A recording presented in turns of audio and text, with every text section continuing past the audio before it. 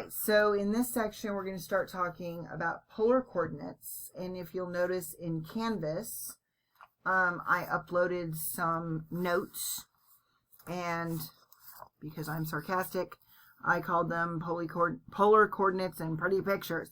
So we're going to focus on the first page first, and this is basically how to go between the two. So in rectangular or Cartesian notation, which is your traditional Cartesian coordinate plane, ignore that stuff. Okay, so if you've got a Cartesian coordinate plane, what we have is we call it the rectangular plane because all the little pretty grid marks make rectangles. Okay, so again, if this is my y-axis right here, and if this is my x-axis right through here, then the grid marks make rectangles. And if your scale is on point, then all of your grid marks will make squares. Okay, but a square is a rectangle is not a square, so we call it the rectangular coordinate system, or we call it the Cartesian coordinate system. And in that case, what you have are x, y coordinates. Well, we're going to use, once you look at your polar coordinates and pretty pictures page, is instead of x, y coordinates, what we have is r theta. So we're going to convert between rectangular and polar, where in polar we have a radius and we have an angle measure. A radius and an angle measure. And then you'll also notice that if I want to know what x is, or if I have x, okay, I can use r cosine theta, which is your radius times the cosine of your angle. For your y coordinate, we're going to use r sine theta. And then in the next section, if we know what the angle measure is, then I can take the tangent and remember that that's the y over the x coordinate. And then x squared plus y squared is r squared, which is a Pythagorean identity, because x squared plus y squared is the hypotenuse squared, which you should remember from your unit circles, also your radius. So when we're converting, for the most part, if it's in a function, or if it is a function, we'll just have r equals. If it's not a function, we will either go towards an r squared equals or a 0 equals. We'll set it equal to 0. So just like in a rectangular system, we would have y equals and then our function. Or we'll leave it in terms of x squareds and y squareds and all that kind of mess equal to 0. So that's how we're going to kind of sort of go back and forth. Now, what does all this mess say? What we have for polar is it literally is a pole. So it's kind of like looking down on the North Pole where Santa lives. And then these are your lines of latitude. Okay, and then these are your lines of longitude if you're looking down from the North Pole. So instead of calling this the origin, what we call it is the pole. And like North Pole, okay, so that's the pole. And then what we also have is just like we were doing with the unit circle, okay, we're going to start coming off of this side over here, which you would normally say is your positive x-axis. And we call that the polar axis. So this is going to be our polar axis. And then the way that we find our coordinates is we just kind of sort of count off. So this is 0, this is 1, this is 2, 3, 4, 5, 6, 7, 8, 9, 10, 11. Okay, and then we can either swing up a designated angle measure, or we can swing down a designated angle measure. And so what we want to do first off is we kind of sort of want to practice a little bit. So if I've got the point 8 comma pi over 3. So notice that we are in, so I have 8 comma pi over 3. So I am in polar notation, and you know that because I said so. Because now, bear with me for a second, I could make this rectangular. And I could estimate pi over 3 as pi over 3. Okay, I could estimate pi over 3 as 1.047.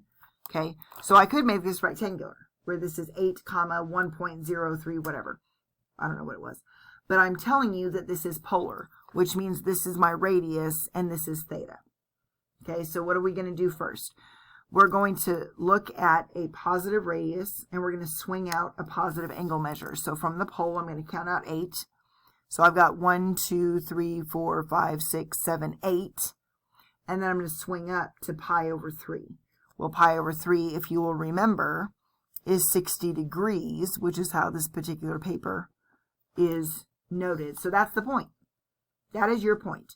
You count off from the pole along the polar axis how far your angle measure, or how far your radius is, and then swing up for positive angle measures or down for negative angle measures. So let's try a few other ones. What happens if I've got 8, 2 pi over 3? And I'm going to go ahead and write these down real quick. And then negative 8, 4 pi over 3. And if I have 8, negative pi over 3.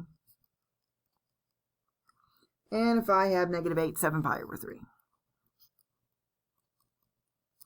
Okay, so these are all going to be polar coordinates. And we want to plot all these. So I've already plotted this one, so let's plot this one. So remember that this is going to be 120 degrees. Okay, so I've got 8.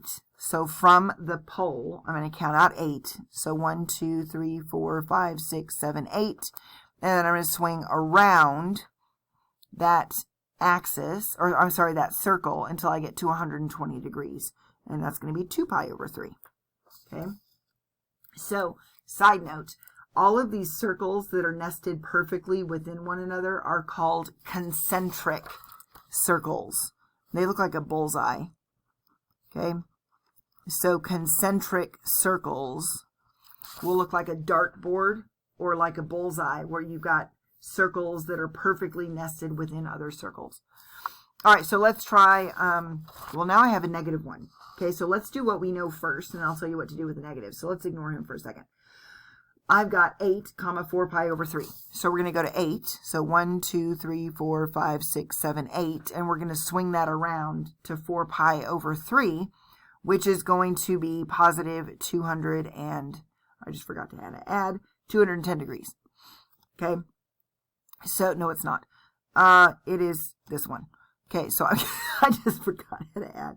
So 180 plus 18 plus 6 is 240.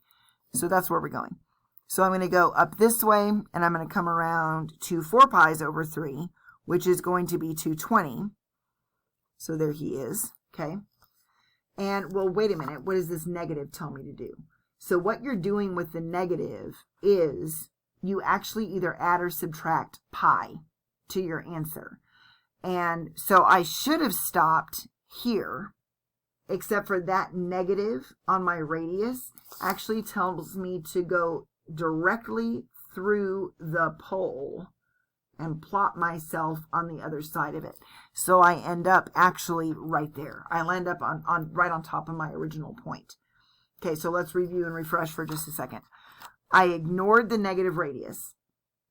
I plotted the point 8, 4 pi over 3 by counting out 8 and coming around to 4 pi over 3.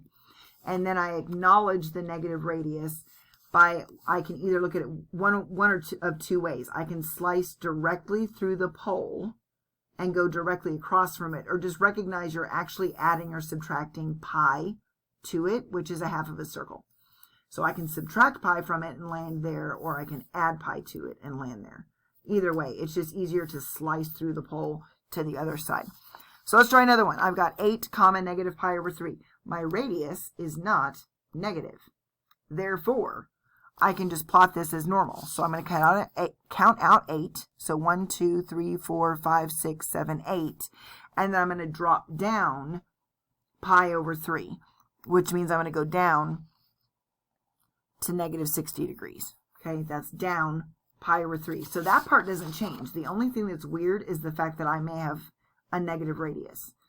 So I've done this point, this point, this point, and that point. Let's do our final point, which is at negative 8, 7 pi over 3. Okay, so ignore the negative. We're only going to ignore it at the end, or till the end. So I have a radius of 8, and then I'm going to whip around 7 pi's over 3. So I've got 1, 2, 3, 4, 5, 6, 7, 8. Well, 6 pi's over 3 is a complete lap, okay? But I went to 7 pi's over 3, so I'm right here. Well, now do what the negative radius tells you to do, and just slide through the pole to the other side, And so that point lands right there. All right, I accidentally hit pause and I'm really mad. All right, so what we have is, I wrote down all this stuff and then discovered I wasn't recording. Okay, so what I have is a point in polar coordinates. And then I've got 3 different conditions, and I want to find the coordinates of a point that will land me at the same spot. So when you're thinking about this, just like I landed at the same spot here and here on the previous example, okay? So 2 different points landed me here, and 2 different points landed me here, because remember, I can go forwards and I can go backwards an infinite number of times. So there's actually an infinite number of ways for me to plot that point. Whereas in rectangular coordinates, there's only one way for me to plot a point. Okay? So we're going to find a few different ways. So the first thing I want to do is plot this and just do a rough little sketch.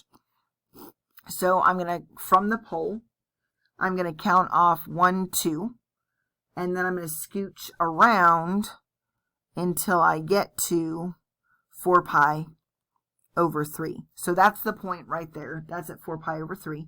So these are polar coordinates. This is your radius, and that's your theta. And now I want to find coordinates for points that will land me at that exact same spot. So the first thing I notice is that r needs to be greater than 0. Well, what kind of numbers are bigger than 0? Positive numbers. So I want my radius to be positive, and then I want my angle measure to be negative. So I want to go anything within 1 backwards lap of the unit circle. Okay, 1 backwards lap. So instead of going up to a positive angle, I'm going to drop down to a negative. Well, how do I get from here to here? I'm going to drop down 2 pi's over 3. So remember, coming around, this is 4 pi's over 3. This is 5 pi's over 3. This is 6 pi's over 3. So I had to drop down 2 pi's over 3 to get there. Okay, so this point in polar coordinates will land me right there, because I'm going to count out 2, and I'm going to drop down 2 pi's over 3, negative 2 pi over 3. So this one says I want a negative radius, because what kind of numbers are smaller than 0 is negative numbers. I want a negative radius, but I want to be within 1 lap of the unit circle. So first of all, remember, we're going to have to start sliding through the pole. Okay, so where do I actually want to stop in order to slide through the pole? So if you think about it, to get here, I would have had to slide from here. Okay, so I want to stop there, and then the negative will tell me to slide through the pole. So I know that my radius is negative 2, but where do I actually stop as far as swinging out on my angle? Well, if this is 4 pi's over 3, to get from here, which is 3 pi's over 3, to here is a pi over 3. Okay, so 3 pi's over 3 plus 1 pi over 3 is 4 pi's over 3.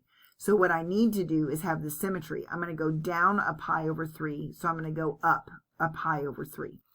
Okay, so what did I actually do? I took my pi over 3 and I added 1 pi to it.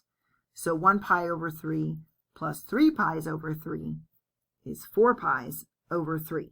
So what did I do? From the pole, count out 2 units, swing it up to pi over 3, and then that negative says to just slice right through the pole to the other side, which means technically you're adding or subtracting a pi to it. So this one, I want a positive radius, which means it's 2. Okay. And then I want to be with an additional lap of the unit circle. So I need to add a lap is what I want to do. So a second lap would be from 2 pi to 4 pi. So what am I going to do? I'm going to count out 2. So 1, 2.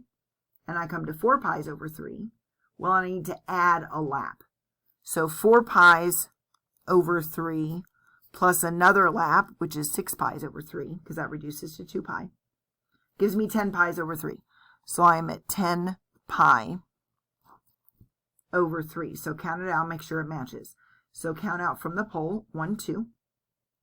Swing it around, 6 pi's over 3, and then go an additional 4 pi over 3 for a total of 10 pi's over 3, which is within a second lap of the unit circle.